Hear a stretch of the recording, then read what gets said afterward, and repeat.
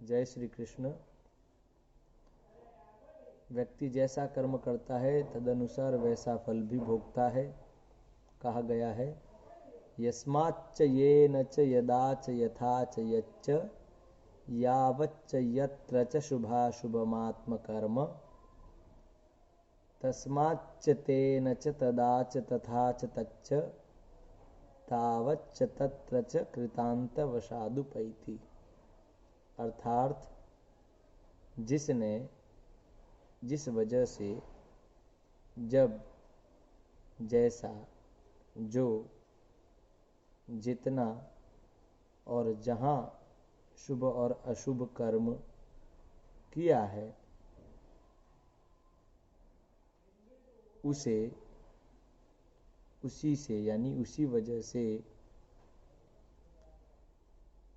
तभी तैसा ही वह उतना ही और वहाँ ही काल की प्रेरणा से फल मिलता है। उदाहरण के लिए हम बता दें, एक सर्प अपने पापों के उदय होने से पिटारी में बंद हो गया। अब वह बाहर निकलने के लिए छटपटा रहा है। जब तक उसके पापों का समय रहा,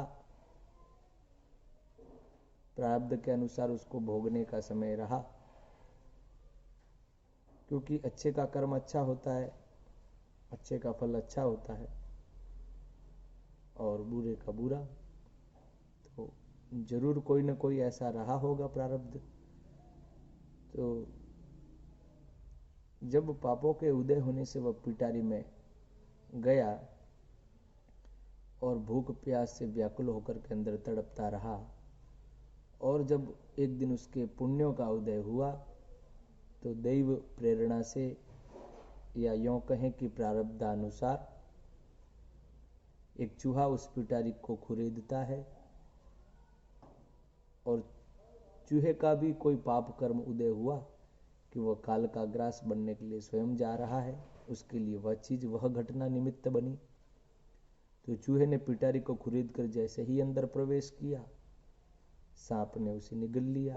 उसकी क्षुधा भी शांत हो गई, यानी उसकी भूख भी मिट गई, और चूहे ने जिस जगह पर जहाँ पे छेद करके उस पिटारी में प्रवेश किया था, वहीं से वह सर्प बाहर निकल भी गया और स्वतंत्र हो गया।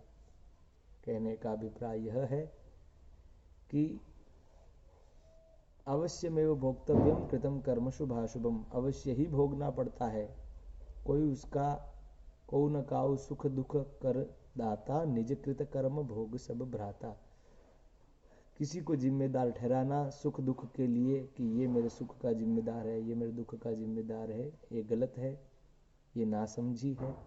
वरन हमारे कर्म ही प्रारब्ध के रूप में जो क्रियमाण कर्म है, जब संचित होकर के प्रारब्ध के रूप में फल देने को आतुर होते हैं, तो वही हमें अच्छे कृत्यों का अच्छा फल हमें मिलता है।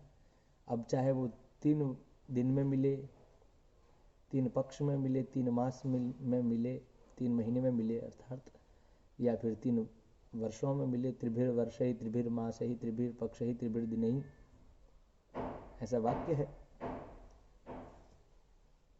अवश्यमेव भोक्तव्यम कृतम कर्म शुभाशुभम, अच्छे का अच्छा फल और बुरे का बुरा फल अवश्य ही भोगना पड़ता है। इसलिए हम जैसा करेंगे वैसा ही भरने के लिए हम लोग तैयार भी रहें। तो ये सर्प का एक उदाहरण है कि सर्प अपने पापों के उदय होने से पिटारी में बंद हुआ, पुण्यों का उदय होने से चूहे ने उसके भीतर उस पिटारी में छेद किया, तब चूहे का पाप कर्म उदय हुआ, तब तो वह उसका ग्रास बना।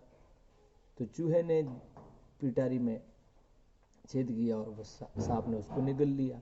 कहने का मतलब है कि दैवाधीनम जगत सर्वम, सब ये प्रारब्ध के अनुसार ही होता है और दैव माया से ही होता है। आप जैसा करोगे वैसा ही ये कर्म का सिद्धांत है, वैसा ही घूम करके आपको वापस मिलना ही है।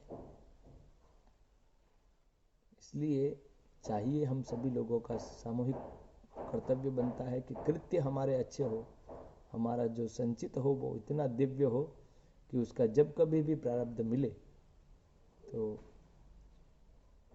हमें कष्ट न उठाना पड़े, व्याकुल न होना पड़े, छटपटाना न पड़े, हम अपने स्वरूप को जान पाएं, हम अपने इस मनुष्य जीवन को सार्थक कर सकें, हमारी जो है दिव्य गति हो, पतन न हो।